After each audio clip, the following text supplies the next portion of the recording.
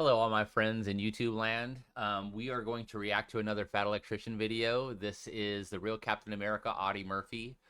If you're not very familiar with American military history, Audie Murphy is considered pretty much the most decorated man in our military history. He was in movies and those kinds of things. I didn't follow his exploits very much. Just being a Marine, we kind of had our own heroes. So this will be also an education for me. I hope you get something out of this as well. If you haven't, please like, comment, and subscribe to my channel. I would appreciate it. It helps me a lot. And I do read your comments. I do react to your comments, and sometimes I even read your comments on this channel. So please don't hesitate to interact with this channel. And let's get this party started. Here, let me minimize my window. Real small here. And let's do this. I'm gonna be honest, I've avoided making this video for years because it's one of the biggest names in American military history, and I figured surely there's already a ton of videos on the guy, so I'm not sure I need to make another one. But then when I look on YouTube for the videos, there's only like a couple. Today we're talking about Audie Murphy, aka the real-life Captain America. You know, Captain America, Steve Rogers, the Marvel superhero that was originally too small to serve in the United States Army until he was given a super serum and becoming the best soldier the US military had to offer. That is America's ass. Audie Murphy is pretty much the exact same thing in real life, except there was no super serum. He was originally rejected by the Marine Corps and the paratroopers because he was only 5'4", 110 pounds. He would then eventually find a regular Army recruiter that was willing to round him up, saying that he was 5'5", 112 pounds, the exact cutoff for the minimum height weight requirement to join the US military. Despite his small stature and lack of super serum, he would go on to become the most decorated soldier of World War II, credited with killing approximately 240 enemies. In the process, earning himself the Medal of Honor, the Distinguished Service Cross, 2 Silver Stars that he earned in the span of 3 days, 2 Bronze Stars with V device, 2 French Croix de Guerre, and the French Legion of Honor. He would then Wow, that's crazy. Go on to become a national icon and Hollywood movie star, where he got to portray himself in his own movie about him, and Hollywood made him tone down the story because what he actually did seemed too unrealistic. He was the inspiration for one of the greatest Americans of all time, Master Sergeant Roy Benavidez, to join the Army. In the movie Fury, Brad Pitt, the main character, is based off of Lafayette War Daddy Poole, one of the greatest American tankers of all time, but the final battle scene is actually based on the exploits of Audie Murphy. And while Captain America, the comic book character, predates Audie Murphy's military career, when he was brought back and revived in the 1950s and 60s, it's very obvious that Audie Murphy was the framework that developed that character. If you're not picking up what I'm putting down, I'm trying to tell you that you already know about Audie Murphy, whether you realize it or not, but you're about to learn a lot more right. All right, our story begins on June 20th, 1925, when a young Audie Murphy is born in Hunt County, Texas, as the 7th of 12 kids. His family is so poor and his parents are cranking out kids so fast that when he's originally born, they don't even have a name for him, so they just named him after the neighbor that helped with the delivery. Audie spent his childhood growing up on a cotton farm where his parents were sharecroppers, meaning they just rented the land, they didn't actually own it. And they grew up extremely poor. When Audie Murphy was in school, he ended up getting the nickname Little Britches because he would frequently outgrow his pants and they didn't really fit him. And like, how many times have we heard this story on this channel? Honestly, it's usually like someone from extremely rough upbringing that has this incredible sense of duty, and they end up becoming ass kickers. You know what I mean? That's really the theme of a lot of our heroes. Many other war heroes we've talked about, he became an excellent marksman at a really young age because he quite literally had to get food. He started off by killing rabbits by throwing rocks at them, then he graduated to a slingshot, and then he graduated to a .22 rifle. The first time he had ever went on a formal hunting trip with adults, the adults are like, oh, it's just, you know, a little 7-year-old kid with his .22 rifle. Go ahead, kid, go up the hill and shoot at some birds, have fun. Audie Murphy goes up the hill out of the eyesight of the adults, and what they hear from the bottom of the hill sounds like a battle scene unfolding. And by the time they get to where Audie is, he is surrounded by dead doves and he has exceeded the state limit in a matter of minutes. Reflecting on his marksmanship abilities later in life, he simply said, if I missed, I didn't eat and I couldn't afford more bullets. By the time he was 13, he would drop out of school to work full-time to help out his family, which was a constant struggle because his dad was more or less an absent father that struggled with alcoholism. He would go on drinking benders and disappear for days on end. By the time he was 15, his dad would walk out the door one day and never return, leaving his mother and 12 kids to fend for themselves. Reflecting on this later in life, Audie said, and I quote, "Every time my old man couldn't feed the kids he had, he got himself another one. I suppose I hated him because I hate anyone who quits." Audie Murphy, on the other hand, doesn't quit. He starts working full-time for other farmers, even going and living with them, working for $1 a day. He works at the gas station. He works at the grocery store. He tries to be a radio repair guy. He does anything and everything he can at 13, 14, and 15 years old, trying to make enough money to help support his family. And then at 15 years old, his mother gets sick and she passes away. Audie continues working his ass off, doing everything he can for his family. And then at 16 years old, the movie Sergeant York, based off of the World War I superhero Alvin York, comes out in theaters, and he falls in love with this movie. He watches it twice, and he decides he wants to join the military too. So oh wow, yeah, I remember when he did the review of the Sergeant York, he did say Audie Murphy was inspired by him. I remember him saying that. At the age of 16, he goes to the Marines. They reject him for being too small. He goes to the Army paratroopers. They reject him for being too small. He goes to the Navy. They reject him for being too small. But he just keeps trying, and eventually, right after his 17th birthday, his sister forges the paperwork, giving him permission to go off and join the military, and they fudge his height weight, and he ends up getting in. And by this point in time, a lot of his older siblings had moved on and started families of their own, and he was kind of the oldest sibling taking care of his 5 younger siblings, and he had no option at this point but to send them off to an orphanage. But unlike his father, he's gonna come back for him, because Audie Murphy doesn't quit. Audie Murphy goes off to training, is rapidly given the nickname Baby, Babyface, Shorty. Despite that, he crushes it, is absolutely the best shot around. While on leave one weekend, he goes out to a local carnival. They've got, all the carnival games set up, and there's one of these tents that has a .22 rifle set up, and the challenge is to be able to shoot all the hearts off of a playing card, and it's the number 5. Audie Murphy walks up, and from 30 yards away with the .22, puts a bullet dead center through every heart on the number 5 playing card. This motherfucker don't miss. No, he's fucking good. That motherfucker don't miss, man. He's good.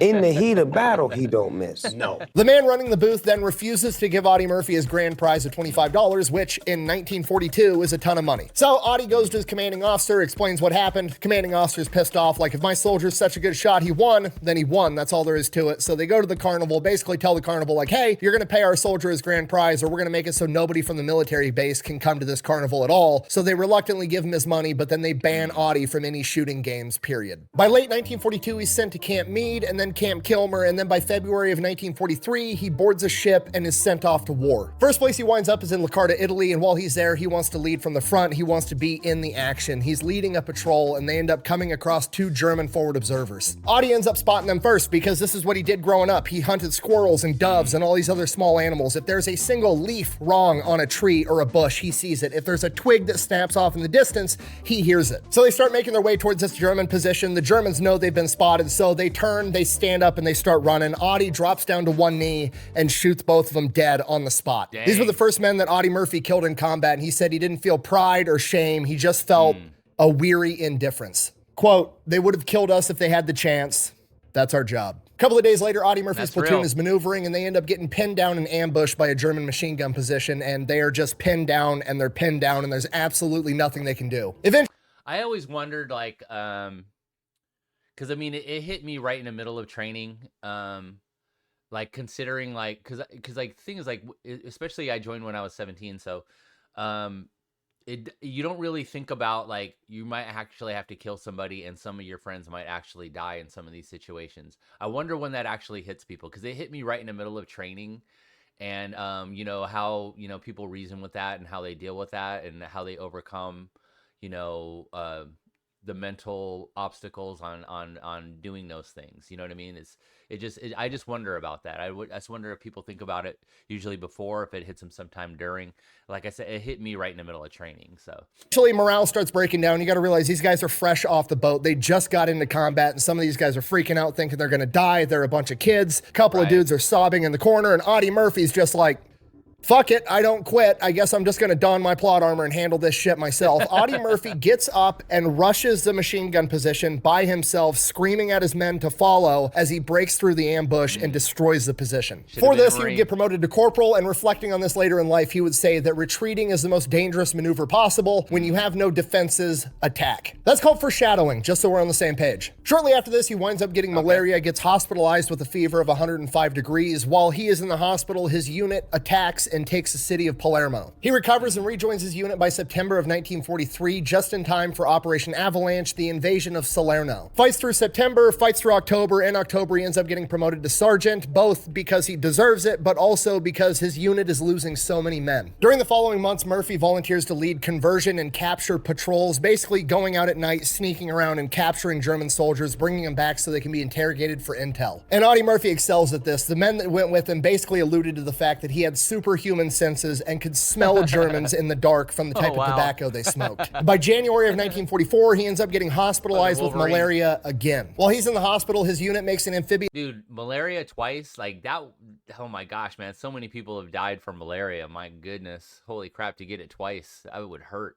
Landing into Anzio, and they are basically deadlocked on the beachhead in a stalemate. Audie Murphy recovers, comes in with reinforcements because so many of his men have been killed, and he is immediately one of the most senior members in his platoon and is promoted to staff sergeant. So Audie Murphy is now the platoon sergeant. He is the highest ranking non-commissioned officer in charge of this platoon. More or less, he's running the show. During the Battle of Anzio, part of the line that Audie and his men are on get attacked by 20 German tanks. Audie sees them coming. He's inside of this cottage. He calls for artillery fire. The artillery ends up knocking out the lead tank and repelling the rest. That night, off in the distance, Audie can hear Germans working on this tank out in the darkness, so Audie leads a patrol out. And when I say leads, I don't mean he took some guys with him. I mean he grabbed some dudes and he would advance 50 yards and then wave his men to follow him after the fact. Literally leading from the front the entire way. He gets his men to about 100 yards from the tank, orders them to stay put as he advances by himself, gets within about 15 yards of the tank and has 2 Molotov cocktails with him, tries to throw them at the tank, but they fail to ignite it.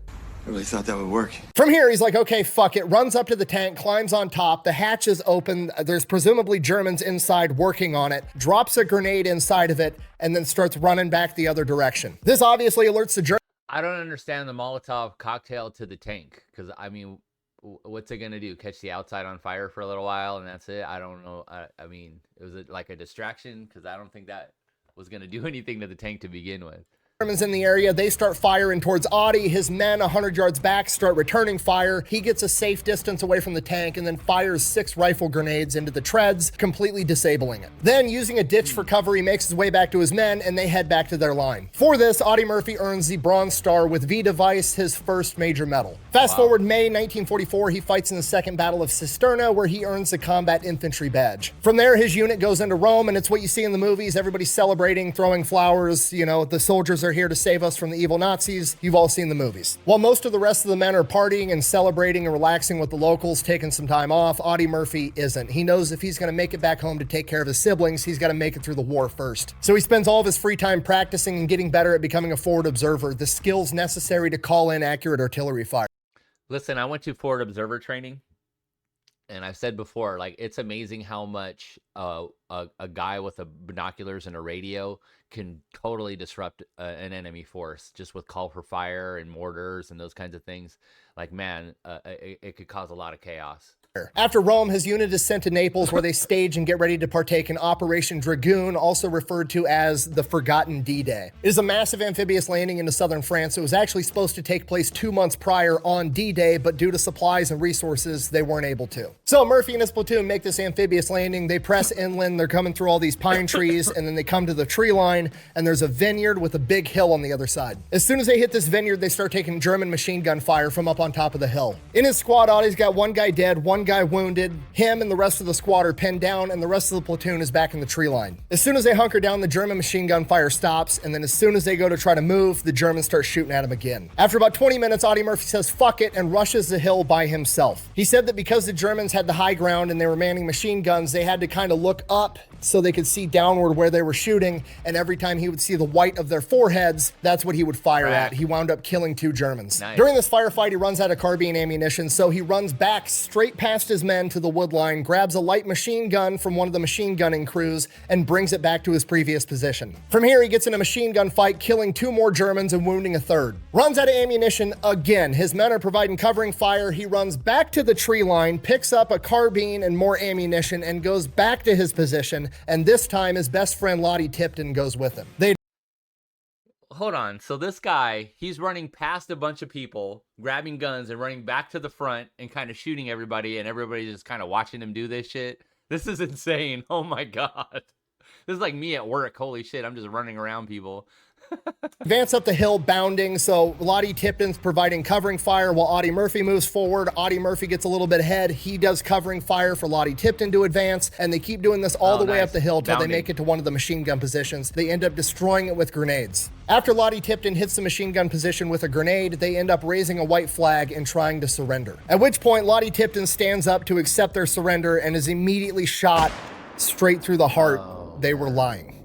At this point, Audie said, a demon entered his body as he rushed to the position the remaining 40 yards by himself, completely cleared it, took the German machine gun that was still operable, and rushed 2 more German machine gun nests, hip firing, destroying both of them. After completely clearing the rest of the hill by himself, he goes back to Lottie Tipton's body and just holds him and bawls. And his men said it was the only time they'd ever seen him cry.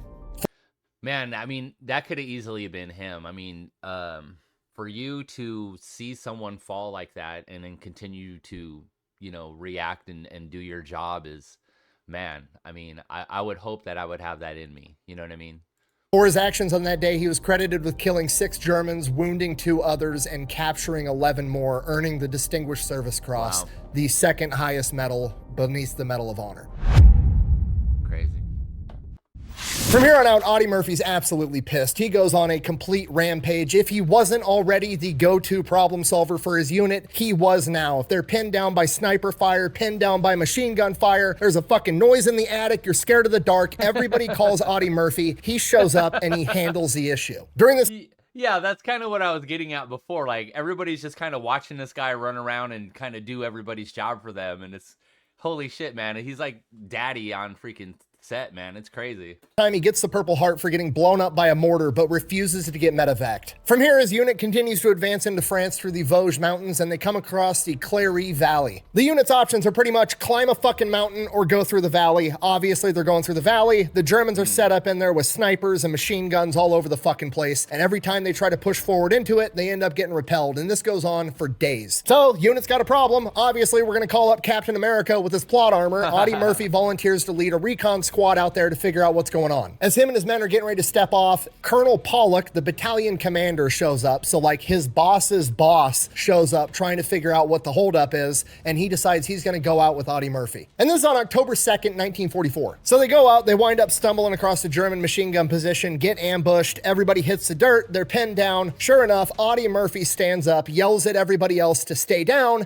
He's gonna handle this shit. Then, while the colonel, his boss's boss, is watching, he advances on the enemy machine gun position by himself while he's actively getting shot at, yet somehow not getting hit, I guess because he's a small target. Gets close enough to throw a grenade into the German machine gun position, and before the grenade can detonate, he switches to his carbine and shoots 2, then the grenade blows up. He then hits the position with 2 more grenades, killing a total of 4 Germans, injuring 3, and the 8th German takes off running, and Audie Murphy drops him. He then comes walking back to his men and Colonel Pollock, carrying the German machine gun with him, which is the most gangster shit I've ever heard in my entire life. He is then awarded the Silver Star. 3 days later, October 5th, 1944, they're still making their way through this valley. They get ambushed again by German machine gun fire. The radio guy right next to Audie Murphy gets struck and killed. Audie Murphy grabs the radio, hits the dirt, and starts low crawling towards the gunfire. He can't even see where it's coming from yet. He yells back to his men to dig in as he continues low crawling forward inch by inch. He eventually ends up spotting 2 German snipers, grabs his carbine, fires, takes out both of them. From here, he's got eyes on the German positions and then uses a radio to call in mortar fire on all these different positions for over an hour by himself. During that hour, he utilized the skills that he honed back in Rome to walk the mortar fire directly into the German positions, and if the Germans tried to retreat, Audie and the men to his rear would pick him off. By the time Audie had cleared all the positions with mortar fire, 15 Germans were dead and another 35 were wounded, and Audie Murphy would get his second Silver Star in the span of 3 days.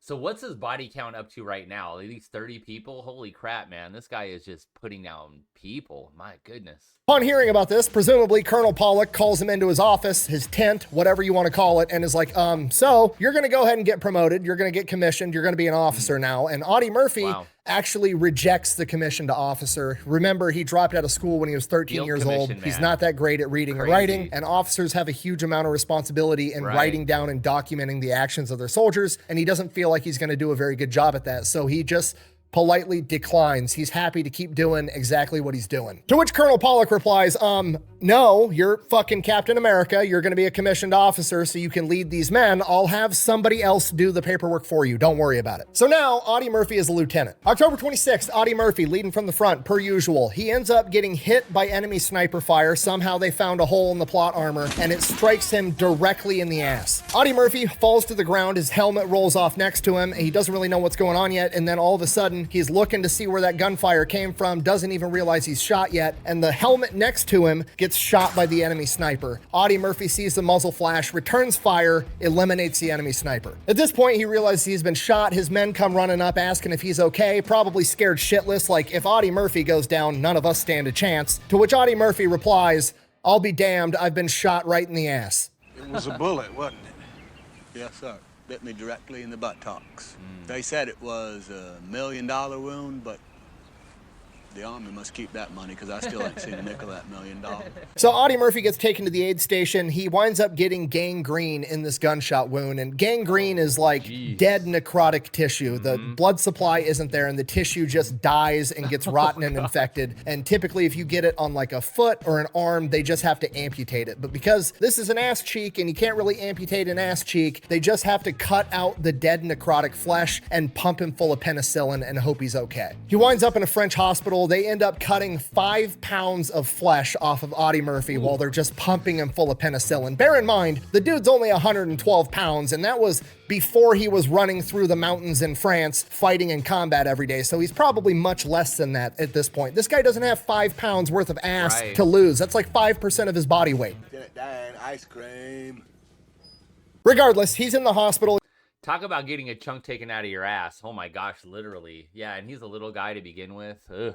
He's flirting with all the nurses. The nurses think that he's just this adorable baby-faced little cutie. And then all the other soldiers are telling the nurses like, ma'am, that's fucking Audie Murphy. That's like the deadliest soldier we have. And everybody's just shocked that this baby-faced 19-year-old is like the biggest badass on the planet. He actually winds up proposing to one of the nurses at this point, and despite his charm and baby face and boyish good looks and his reputation of being a complete badass, she declines.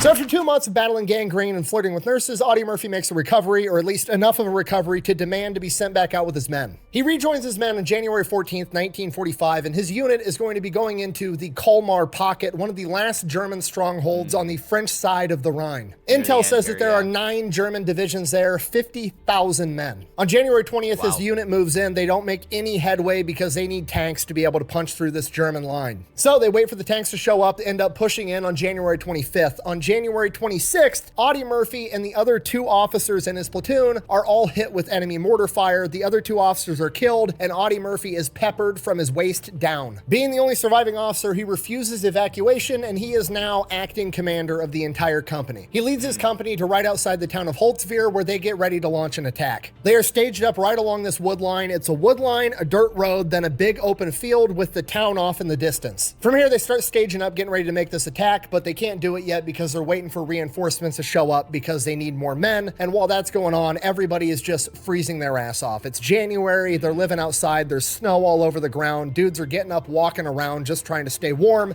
it sucks. Murphy's got his infantry, and then he also has 2 M10 tank destroyers, so that morning he starts maneuvering them into the right position to be able to support this attack, and then more time goes on, dudes are walking around trying to stay warm, everybody's just biding their time, and by 2 o'clock, 6 German tanks come rolling up towards their position with 250 infantry Germans behind them. Murphy immediately calls for artillery, but the German artillery gets there first, striking one of the M10 tank destroyers, killing 2 crew members, and setting it on fire. The other M10 tank destroyers firing at the German tanks, and it's hitting them, but it's not enough to penetrate the German armor, and the shells are just ricocheting off. At this point, he knows they're fucked. There's nothing they can do to these German tanks, so he orders all of his men to fall back into the wood line, as well as the other M10 tank destroyer. While everybody scrambles, Audie Murphy grabs his field telephone, runs over to the first M10 tank destroyer, the one that's on fire, climbs on top of it, pulls the dead lieutenant out of the hatch, sets him aside as he mans a 50 caliber machine gun and his field telephone on top. He begins strafing the German advance with 50 caliber machine gun fire. They're about 200 yards away, while he's also operating the field telephone, calling in for more artillery. As it's getting closer and closer, artillery asks how close they are to his position, and he famously replies, "Just hold the phone, I'll let you talk to the bastards." Oh shit. That is hard as fuck. Oh my god. That is hard as shit, man. Oh my god, that's badass. Hold.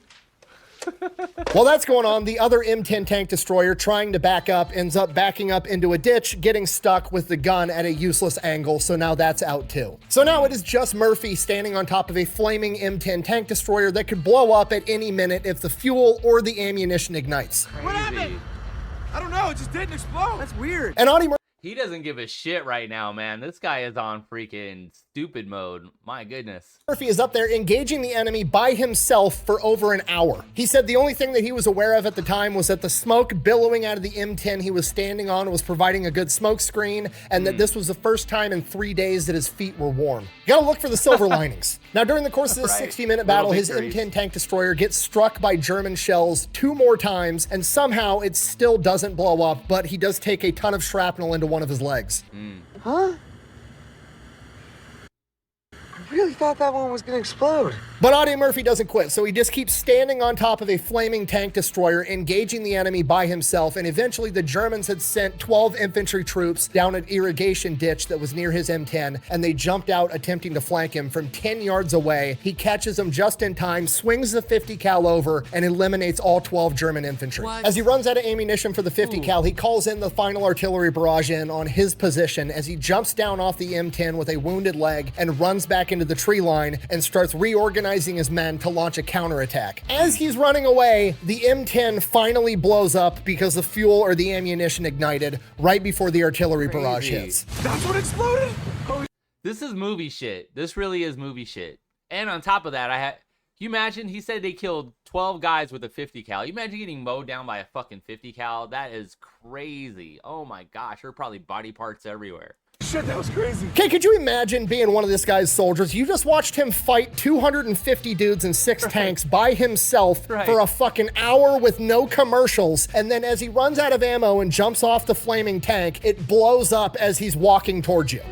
Guys don't look at explosions. They blow things up and then walk away. Needless to say, everybody was pretty pumped to follow that motherfucker into battle. They launch a counterattack and push the Germans all the way back. After the Germans start retreating, he finally stops in the middle of the field for medical assistance, but still refuses to get evacuated. I could do this all day. For this, he was awarded the Medal of Honor with the citation crediting him with approximately 50 kills. However, the eyewitness accounts of the men that were there that day said that between his 50 caliber fire and the artillery strikes that he was calling in, it was in excess of 100. Crazy.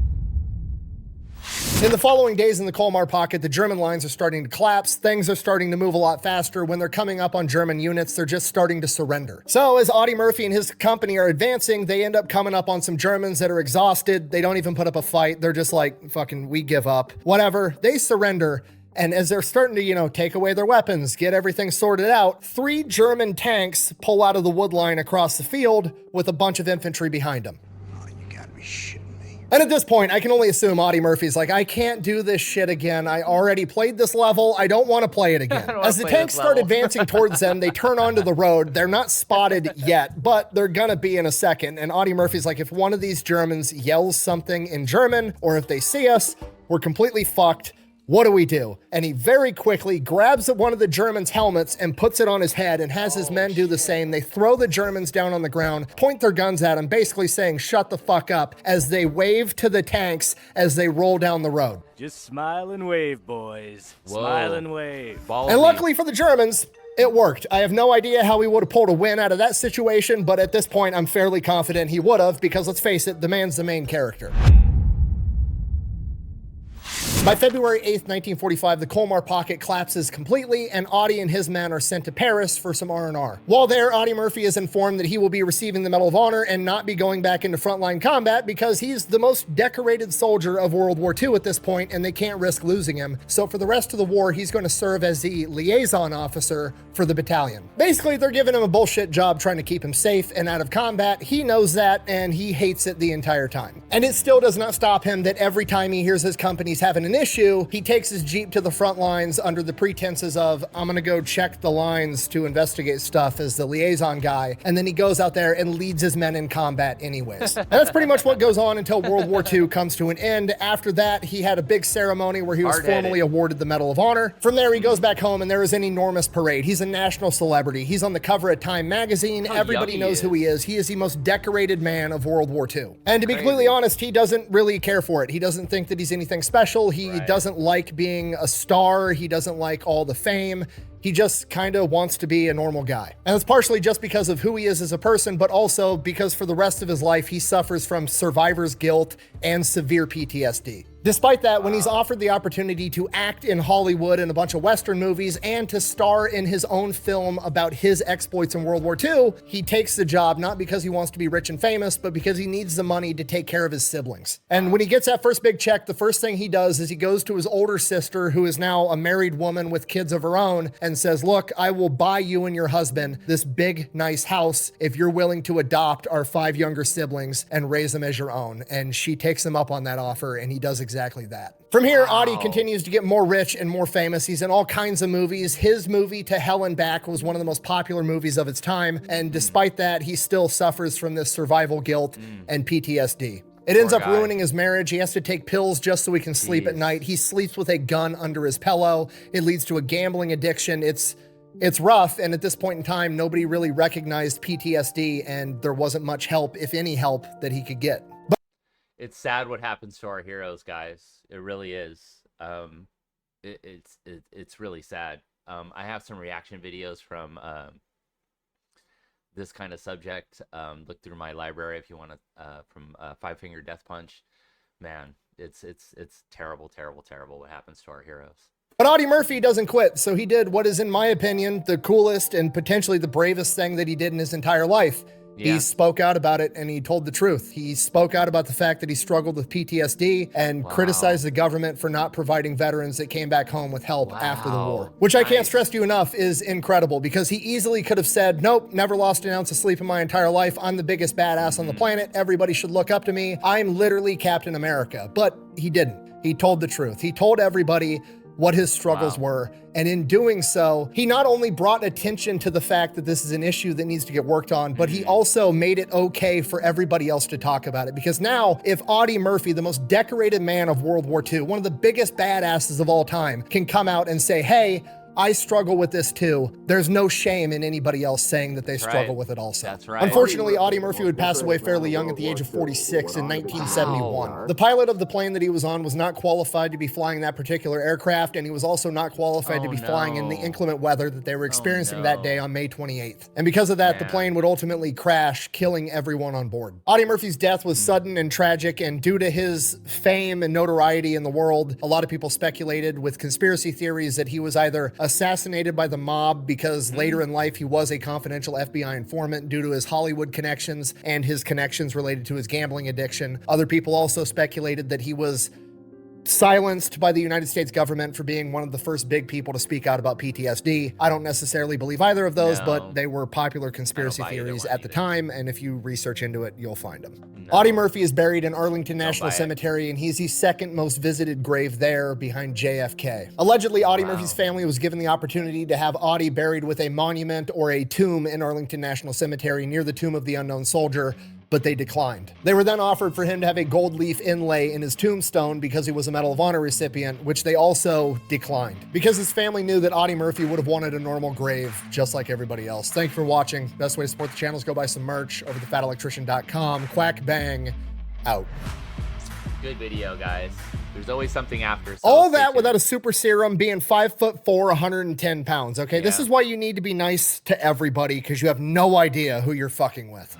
Listen, don't sleep on the little guys either. When I was in training, man, some of those little guys were some of the hardest guys there. Like, I had dudes that were twice my size, and those little guys would just show them up. It's crazy.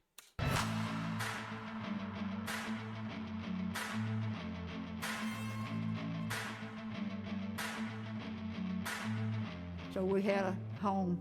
He asked us, he said, kids, do y'all like your home? We said, oh, yeah, you know. And he said, well, I told you that I was going to the Army, and if I came back, I'd buy a home, and you'd have a home. That, of course, tickled us to death. He just uplifted our family.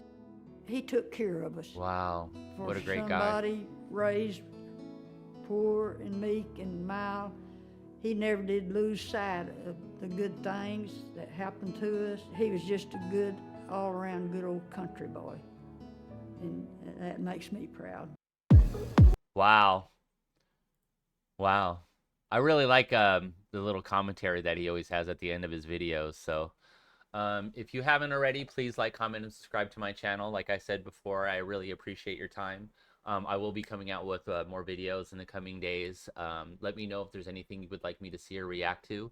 I like doing veteran videos, but I have a broad interest in a lot of different things.